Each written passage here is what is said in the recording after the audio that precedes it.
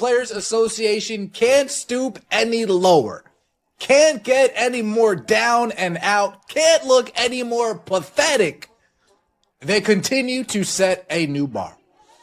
The Players Association have now started a petition that fans can sign to show their support. That's right, folks. So the WNBA Players Association just did something that's going to make every negotiation expert cringe. They launched an online petition. Not some sophisticated media blitz or calculated PR strategy.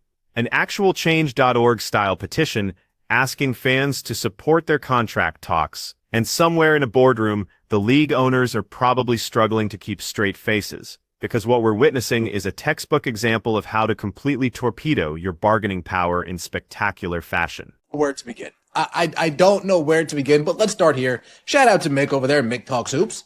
An online petition in CBA negotiations, the league has to just be laughing at this point. They have to be.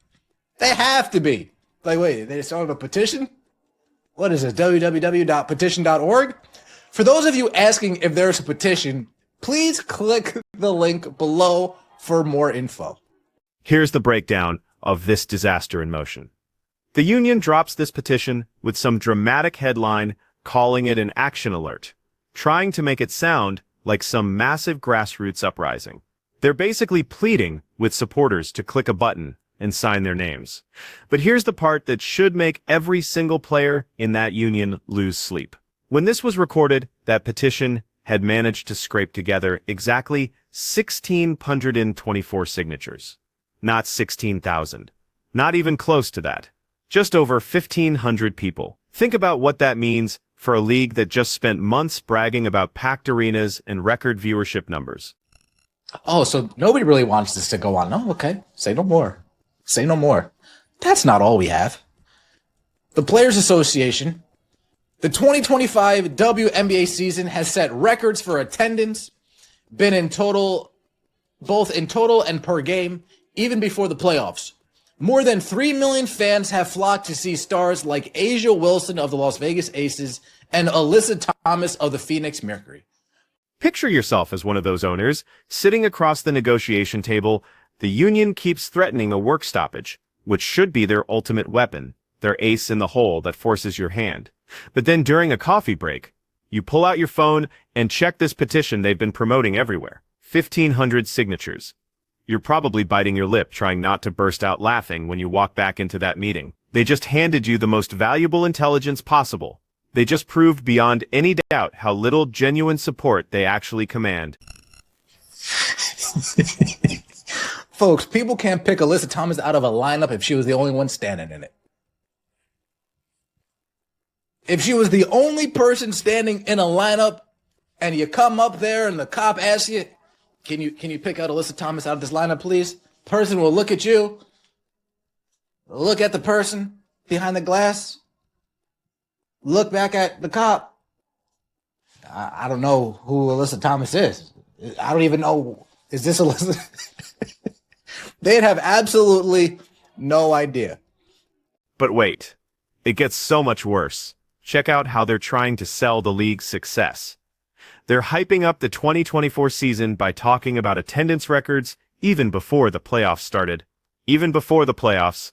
That's not the flex they think it is. That's them accidentally admitting the postseason couldn't maintain the regular season buzz. And then, in the same message where they desperately need to prove the league's star power and marketability, they decide to highlight Aja Wilson and Alyssa Thomas as the main attractions bringing fans through the turnstiles. Aja Wilson and Alyssa Thomas. Not the player who actually transformed everything. Not the rookie who pulled in over 3 million viewers for her playoff debut. Not Caitlin Clark, whose jersey sales made up more than 40% of all WNBA merchandise revenue this past season. Instead, they went with Alyssa Thomas. Someone so unknown to casual basketball fans that you could show her picture to random people on the street and most wouldn't have a clue who she is. Funny. Well, using Paige's name didn't work, so let's try some other names. That's a good point. They used Paige's name for Unrivaled. Didn't work. The Dallas Wings used Paige's name to get people in the arena during Dallas Wings games. That doesn't work. The networks, Ion, they use Paige's name to try to get people to watch on TV, and that doesn't work. So I guess just keep going down the list until one of them sticks. Meanwhile, Caitlin Clark's the easiest answer if you really want to sell this league. This goes way beyond just bad marketing. This is strategic incompetence so severe it looks almost intentional. Because here's what the Players Association seems completely unable to grasp. When you're hammering out a collective bargaining agreement, your entire job is proving your worth. You need to show concrete evidence that your product justifies the investment you're demanding. And the most slam dunk way to make that case would be pointing directly at Caitlin Clark and saying, "Look what we can deliver when we have the right star power. This represents our future potential. Compensate us," based on that reality. But instead, they're acting like she's invisible. Like the Iowa phenomenon never happened. Like the Fever didn't jump from 13 wins in 2022 to playoff contention in 2024. Like television ratings didn't explode every time she stepped on the court. The Dallas Wings tried using Paige Becker's name to generate ticket sales before she even declared for the draft. And that fell flat. Unrivaled tried the same approach with other players. Television networks keep pushing alternative storylines. Everyone keeps grasping for different stars to build around, and it keeps failing miserably. Because the actual data tells a crystal clear story about who moves the needle. People are fools. Oh my gosh, this is pathetic. Nobody wants Alyssa Thomas Harambo. Bro, see what I'm saying? The league is not serious. Just sign the contract and let's get the season started. I went to my first 3 WNBA games this year, but I can't guarantee you neither of those players were playing in those said games. Absolute bollocks this is. And here's the really heartbreaking reality. There are more than 100 WNBA players who didn't get invited to Unrivaled or any other off-season leagues. Players whose entire professional basketball income depends on their WNBA paychecks. And right now, their union leadership is playing this dangerous game of chicken with ownership while holding absolutely terrible cards. These athletes are about to watch their only source of income disappear because the Players Association is too prideful and too divorced from reality to see what's right in front of them. The owners have already laid out a serious offer on the table. Maximum salaries climbing above $1 million. Revenue sharing jumping from 9% up to 15%. Average player salaries hitting $500,000, minimum salaries starting at $250,000. Those numbers aren't insults or lowball tactics. Those represent massive increases that actually reflect where the league stands financially. But the union keeps behaving like they're entitled to NBA-level money when the WNBA is still losing money and getting subsidized. And Reed, you are attempting to destroy... Oh, boy. Oh, boy. Now, there was one shot fired in here that I thought, oh, yep. I must be missing all those asking about a petition. Yeah, me too. We need a new players union.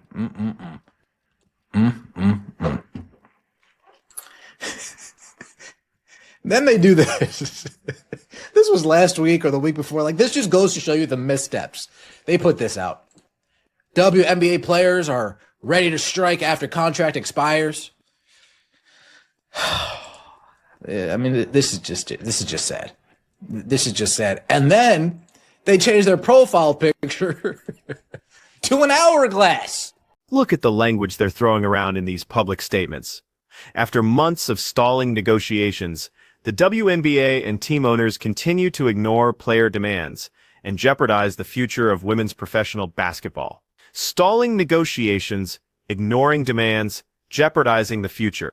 That's not how you describe negotiating partners who just offered to more than double your minimum salary and boost revenue sharing by 67%. The only people actually putting this league's future at risk are the players themselves, because they've somehow convinced themselves they deserve compensation that the basic economics simply cannot support.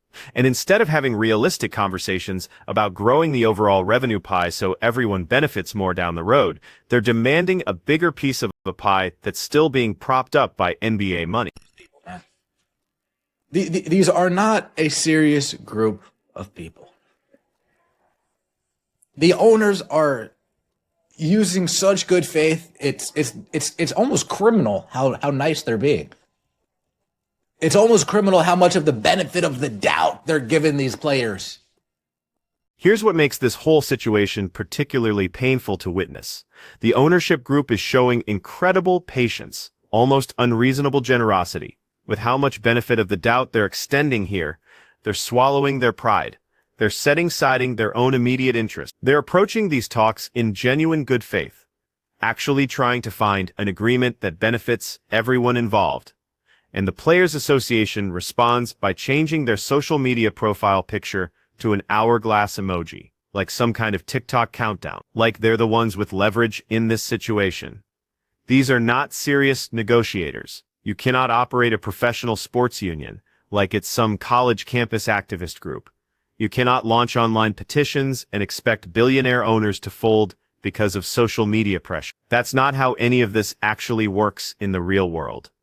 The owners have access to all the financial statements.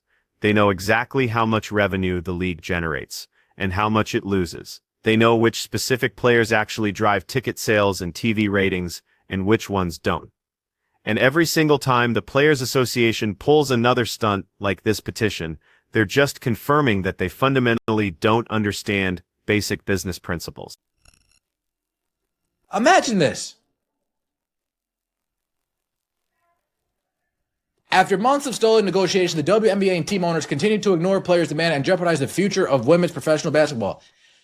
The only people jeopardizing the future are the players. The owners giving you over $1 million max salaries, raising revenue share from 9 to 15, $500,000 for the average player, $250 for the minimum. The only people ruining this deal are the players, because they believe that they're entitled to something that they're just not entitled to. And here's the saddest part of this entire mess. None of this had to happen this way. The Players Association could have approached these negotiations with actual strategy. They could have showcased Caitlin Clark's transformative impact and built arguments around growth-based compensation structures. They could have proposed revenue-sharing formulas that scale up as the league becomes more profitable. They could have focused on better working conditions, improved travel arrangements, and comprehensive long-term health benefits that would genuinely improve players' quality of life. Instead, they're posting petitions that collect fewer signatures than a random high school student council election. They're name-dropping players that nobody outside of hardcore WNBA circles can even identify.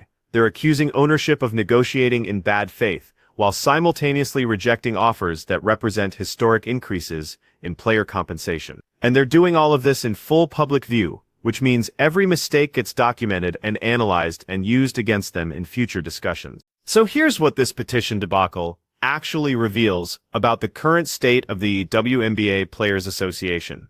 They're either completely disconnected from reality, or they're getting advice from people who have zero experience negotiating professional sports contracts.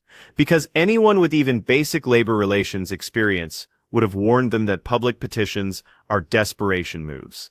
You go public when you've exhausted all private channels, and you need to apply external pressure. But you only take that step when you actually have meaningful public support to mobilize. 1,600 signatures proves they don't have that support. It proves that fans, even people who actually watch games and buy merchandise, aren't willing to put their names behind the union's demands. And that's absolutely devastating for their negotiating position. Because it sends the clearest possible message to ownership. The fans won't revolt if there's no season.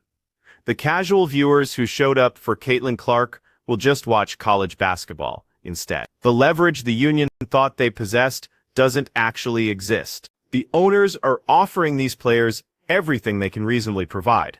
They're negotiating in good faith. They're trying to build something sustainable that can grow over time. But you cannot make deals with people who refuse to acknowledge basic financial realities. You cannot reach agreements with a union that won't even admit which players are actually driving revenue growth. And that's why this petition isn't just embarrassing. It's a preview of exactly how this entire negotiation process is going to conclude. The Players Association will eventually give in, accept something very close to the owner's current offer, and try to spin it as some kind of victory. The non-star players will lose income because of the delayed season, and the union leadership will have burned whatever credibility they had remaining. The WNBA just completed the best season in its 28-year history. Record attendance, record viewership, record merchandise sales, record social media engagement. Every single metric was trending in the right direction. And instead of capitalizing on that incredible momentum, instead of negotiating an agreement that positions the league for sustained long-term success, the Players Association is launching online petitions and pretending Alyssa Thomas is a household name. It's almost impressive how completely they've botched this situation.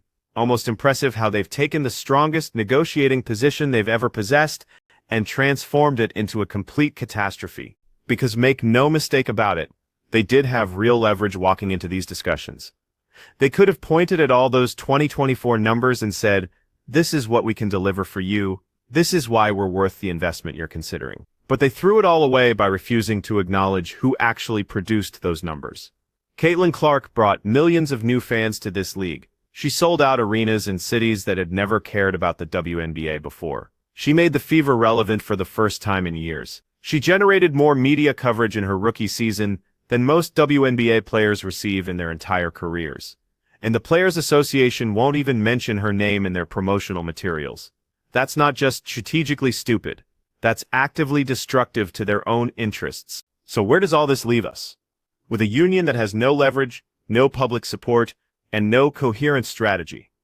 With owners who are being more than fair, but have no reason to improve their current offer. With over 100 players who are about to lose paychecks because their leadership is incompetent, and with fans who are watching this train wreck develop in real time, wondering how the Players Association could possibly mess this up so badly. The petition sitting at 16,124 signatures tells you everything you need to know about their actual position.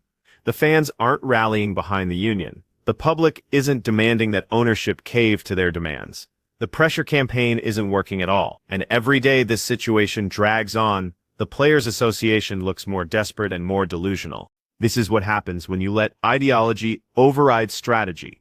This is what happens when you refuse to acknowledge reality, because it doesn't fit your preferred narrative. This is what happens when you prioritize performative activism over actual results that benefit your members. The WNBA Players Association had an opportunity to negotiate a truly historic deal that would have established the foundation for sustainable growth. Instead, they're launching petitions that attract fewer signatures than a local restaurant's email newsletter. At what point do the players themselves step in and demand new leadership? At what point do they look at these petitions and hourglass emojis and delusional press releases and say, "Enough, you're destroying our careers with your incompetence"? Because that's exactly what needs to happen here. The rank-and-file players need to recognize that their union leadership is actively working against their interests, and they need to demand change before it's too late.